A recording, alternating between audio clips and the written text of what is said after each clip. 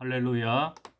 우리 사랑하는 광주 산성교회 성도님들과 또 이 영상을 시청하는 우리 모든 분들에게 오늘 하루도 하나님의 은혜와 평강이 함께 하기를 주의 이름으로 축복합니다. 오늘은 요엘서 2장 말씀을 가지고 우리가 하나님의 은혜를 나누고자 합니다. 요엘서는 1장부터 3장까지 있다는 거 말씀드렸죠. 특별히 오늘 읽은 2장 말씀에는 요엘서뿐만 아니라 성경 전체의 큰 구조가 드러나고 있는데, 그것은 무엇인가 하면 하나님은 항상 죄악 가운데 빠져있는 백성들, 하나님을 떠나가는, 그래서 죄악 가운데 있는 백성들을 향해서 끊임없이 하나님이 말씀하시는 것은 무엇인가 하면 회개하고 돌아오라는 거죠. 너희가 회개하지 않고 돌아오지 않는다라고 하면 하나님이 심판하실 것이다. 그러나 하나님은 심판만 말씀하시는 분은 아니시죠. 하나님은 회개를 촉구하신 후에는 반드시 하나님이 뭐를 말씀하시느냐면, 너희가 언제든지 하나님께로 돌아온다라고 하면, 회개하고 하나님께로 돌아온다라고 하면 하나님은 주의 백성들을 용서해 주신다는 거죠. 용서해 주시고 또 하나님은 하나님의 백성들을 뭐 하시느냐? 구원해 주시겠다라고 하는 것이 성경적인 전체적인 메시지고, 특별히 오늘 우리가 함께 묵상할 요엘서 2장의 핵심적인 메시지라고 생각을 해요.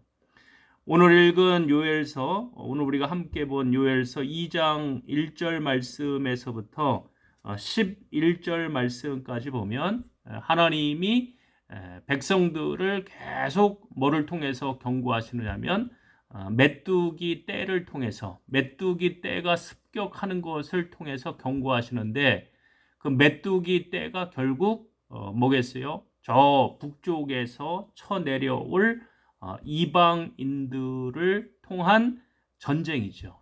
메뚜기 떼가 쫙 떼를 지어서 몰려드는 것처럼 북쪽으로부터 이방인들이 침략한다라고 하는 심판의 말씀이죠.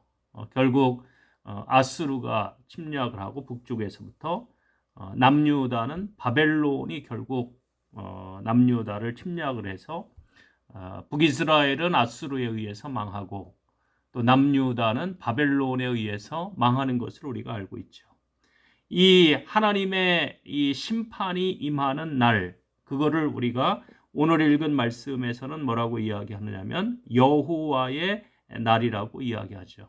이 여호와의 날을 하나님이 말씀하시면서 오늘 읽은 1절 말씀에 보면 뭐라고 이야기하냐면 나팔을 불어 경고한다라고 말씀하고 있어요. 시온에서 나팔을 불며 나의 거룩한 성의 산에서 경고의 소리를 질러 이 땅 주민들로 다 떨게 할지니 이는 여호와의 날이 이르게 됨이니라. 이제 임박하였으니, 여호와의 날은 하나님의 심판의 날이죠.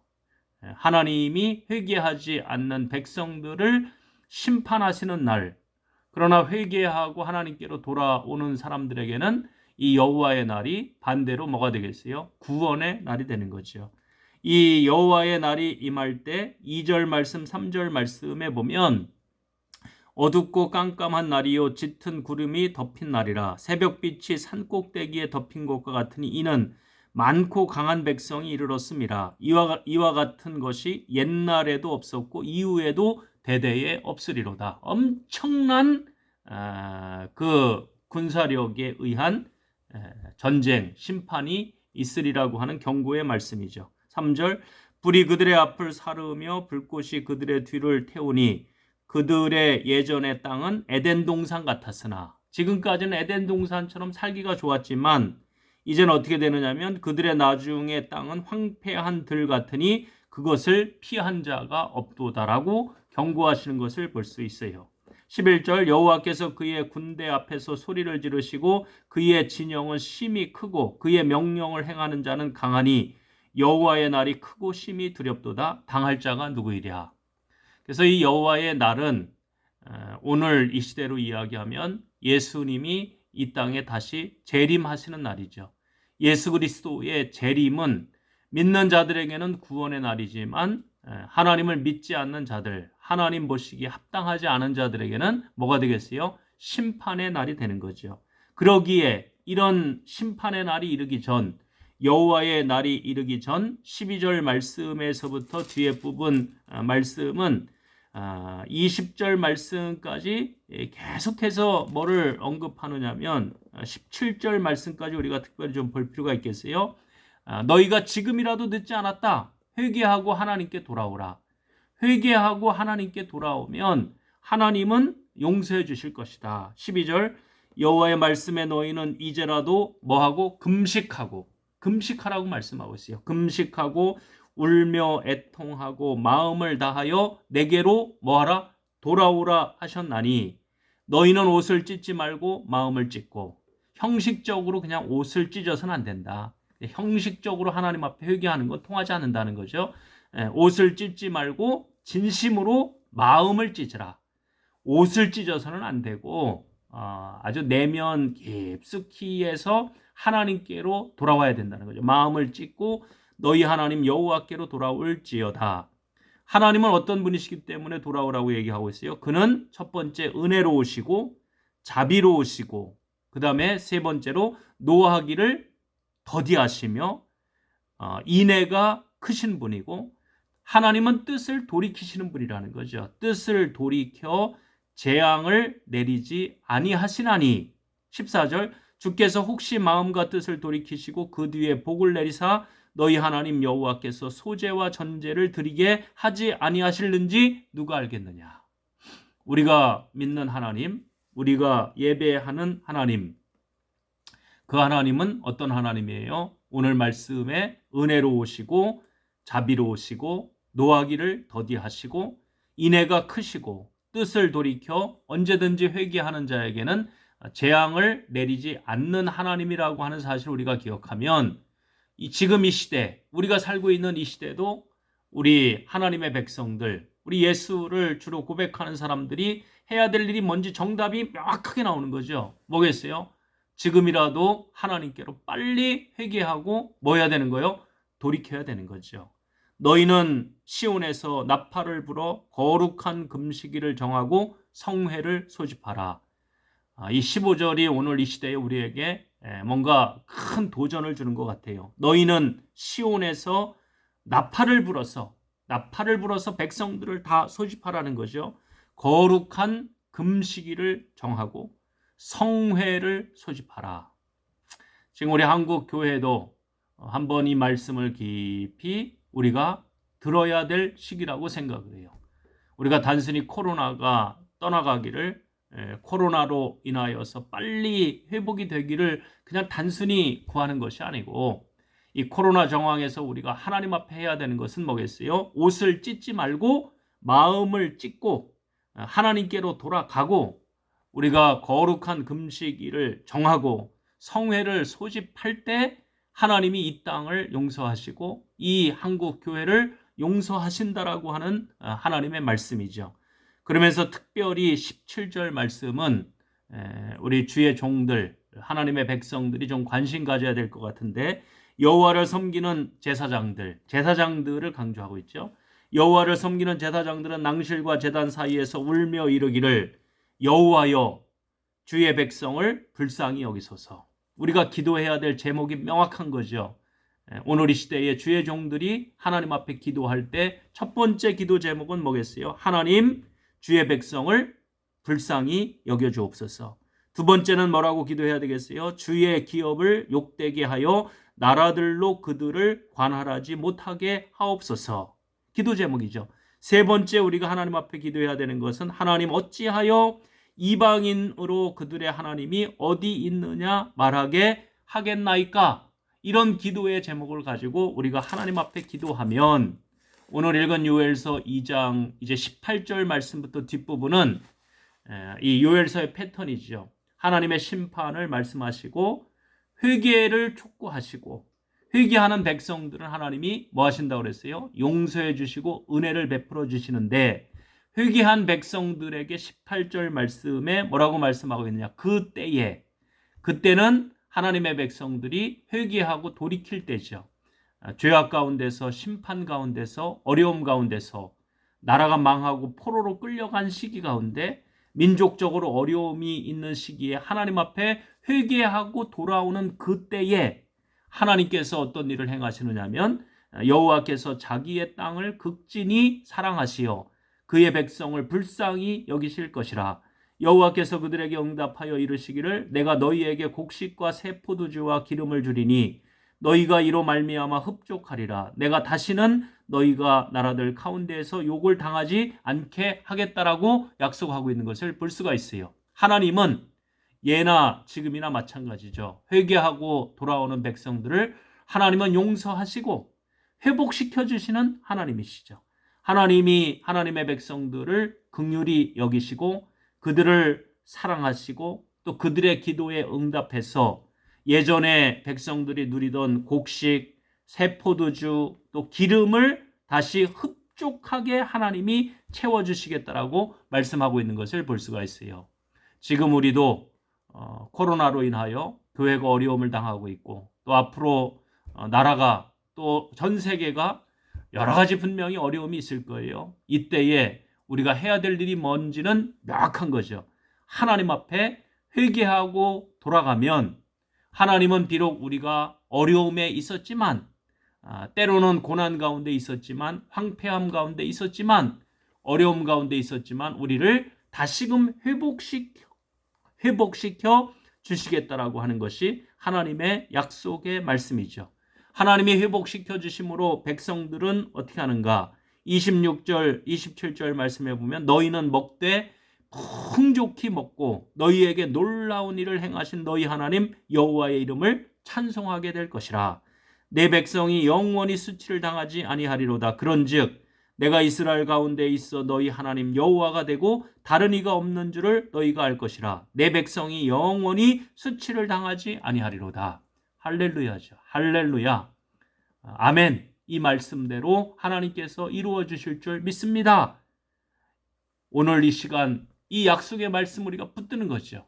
하나님은 그런데 더 놀라운 일을 행하셔요. 단순히 이스라엘 백성들을 회개하고 돌아오는 백성들을 용서하고 회복하는 차원에서 머무르시는 분이 아니고 하나님은 오늘 읽은 요엘서 2장 28절에서 32절 말씀해 보면 엄청난 은혜의 약속을 주시죠. 이 요엘서 2장 28절부터 32절은 신약성경 사도행전 2장에 가면 초대교회의 오순절 마가의 다락방에 모였던 백성들에게 성령이 임하고 그 예루살렘에 모여든 사람들에게 성령을 충만히 받은 사람들이 나가서 부활의 주님을 증거하고 그 부활의 주님을 성령이 충만해서 증거할 때 사람들이 깜짝깜짝 놀라서 이 사람들이 낮술을 먹고 술 기운에 막 이상한 말을 한다라고 이야기할 때 베드로가 딱 나서서 그들에게 설교할 때 인용하는 말씀이 뭐겠어요? 바로 요엘서 2장 28절 말씀에서부터 32절 말씀이죠. 사도행전 2장에 보면 베드로가 설교하는 거죠. 하나님이 말씀하시기를 말세에 내가 내 영을 모든 육체에 부어주리니 너희의 자녀들은 예언할 것이요 너희의 젊은이들은 환상을 보고 너희의 늙은이들은 꿈을 꾸리라. 그때에 내가 내 영을 내 남종과 여종들에게 부어주리니 그들이 예언할 것이요. 이 말씀을 쭉 인용하고 베드로가 뭐라고 말씀하고 있느냐면 그 요엘을 통해서 약속하셨던 그 성령을 지금 우리에게 예수님의 제자들에게 부어줘서 이렇게 너희들에게 증언하는 것이라 고백하고 설교할 때 하나님의 놀라운 성령의 역사가 나타나는 것을 볼 수가 있어요. 이 성령의 역사는 어쩌면 초대교회에만 있는 사건은 아니죠. 오늘 이 시대도 마찬가지죠. 오늘 이 시대에 성령은 누구에게 역사하시는가? 똑같은 원리죠. 하나님의 말씀을 듣고 회개하고 돌이키고 하나님께로 돌아가는 자들에게 하나님이 용서의 은혜를 주시고 백성들을 깨끗이 하신 후에 그들에게 뭐를 부어주시느냐면 성령을 부어주시는 거죠. 그 후에 내가 내 영을 만민에게 부어주리니 너희 자녀들이 장래일을 말할 것이며 너희 늙은이는 꿈을 꾸며 너희 젊은이는 이상을 볼 것이며 그때에 내가 내 영을 남종과 여종에게 부어줄 것이며 내가 이적을 하늘과 땅에 베풀리니 곧 피와 불과 연기 기둥이라. 그러면서 뭐라고 말씀하고 있느냐면 여호와의 크고 두려운 날이 이르기 전에 해가 어두워지고 달이 핏빛같이 변하려니와. 32절 뭐라고 말씀하고 있어요? 누구든지 여호와의 이름을 부르는 자는 구원을 얻으리니 이는 나 여호와의 말대로 시온산과 예루살렘에서 피할 자가 없을 것임이요 남은 자 중에 나 여호와의 부름을 받을 자가 있을 것임이니라. 아멘. 하나님은 요엘 선지자를 통해서 뭐를 약속하시느냐? 구원을 약속하셔요. 누구든지 여호와의 이름을 부르는 자는 뭐를 얻으리라? 구원을 얻으리라. 고난의 상황 가운데서, 어떻게 보면 포로 생활 가운데서, 박해 상황 가운데서도, 어쩌면 십자가의 그 죽음과 부활의 사건으로 인해서 침체되어 있던 그 상황 가운데서도 담대하게 베드로의 설교를 통해서 역사한 것처럼 오늘 이 시대에도 하나님은 성령을 통해서 역사하시죠. 성령을 어떤 사람을 통해서 역사하시는가? 하나님께 회개하고 돌이키고 깨끗함을 받고 하나님으로부터 용서를 받고 회복을 받고 깨끗함을 입은 자들에게 하나님이 뭐를 부어주셔요? 성령을 부어주셔서 오늘 읽은 말씀처럼 늙은이가 꿈을 꿀 수 있게 해주시고 젊은이가 이상을 볼 수 있게 해주는 그 성령의 역사를 이루어 주신다는 거죠. 우리 산성교회 성도님들도 또 이 영상을 보고 있는 모든 분들도 오늘 이 시대에 우리가 다시금 하나님 앞에 사모하며 기도해야 될 제목이 뭐겠어요? 하나님, 우리가 회개하고 돌이키오니 하나님 우리를 긍휼히 여겨주시고 우리를 용서해 주시고 요엘서를 통해서 약속하시는 이 성령의 놀라운 역사를 우리에게도 허락해 주시고 이 시대에 늙은이는 꿈을 꾸게 하시고 젊은이가 이상을 볼 수 있게, 비전을 볼 수 있게 해주옵소서. 지금 이 시대가 갈수록 어려운 시대죠. 연세 드신 분들도 힘들고 젊은이들도 힘들고 하는 이 시대인데 요엘서 2장 28절 우리가 붙들고 하나님, 나이는 들었지만 우리가 육신적으로는 늙어가고 있지만 꿈을 꿀 수 있게 해달라고 기도하시고 우리 젊은이들은 이 시대에 여러 가지 어려움들이 많이 있겠지만 하나님으로부터 비전을 얻게 해달라고 기도할 수 있는 저와 여러분들, 우리 사랑하는 성도님들 다 되시기를 주의 이름으로 축복합니다. 오늘 하루도 말씀 가운데서 승리하기를 바라고 제가 마무리 기도하도록 하겠습니다. 기도하겠습니다. 하나님, 오늘 요엘서 2장 말씀을 통해서 주의 말씀을 들을 수 있도록 인도하심을 감사합니다. 오늘 말씀처럼 우리가 하나님의 심판이 있음을 알고 하나님 앞에 회개하고 돌이킬 수 있도록 인도해 주시고 하나님으로부터 약속하시는 그 성령의 놀라운 은혜를 오늘 이 시대에도 우리가 경험하게 해주셔서 꿈을 꾸고 이상을 볼 수 있는 저희가 다 되어줄 수 있도록 인도하여 주시옵소서. 예수 그리스도의 이름으로 기도드립니다. 아멘. 오늘 하루도 요엘서 2장 말씀을 붙들고 어려운 상황이지만 믿음으로 승리할 수 있는 우리 모든 사랑하는 성도님들, 또 이 영상을 시청하는 분들 다 되시기를 주의 이름으로 축복합니다. 감사합니다.